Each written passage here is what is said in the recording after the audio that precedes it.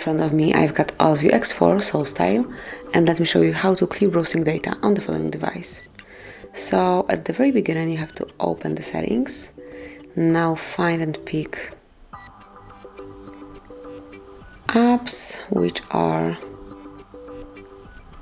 right here, and from the following list of apps you have to choose the browser you are using. In my case it's the default one, the browser, and now go to storage. And here, if you'd like to remove all data from your browsing storage, just click on clear data and then confirm that you would like to get rid of all files, settings and accounts connected with this history. So just click on OK, and that's it. As you can see, it has been done. Congrats, thank you for watching. Please subscribe our channel and leave the thumbs up.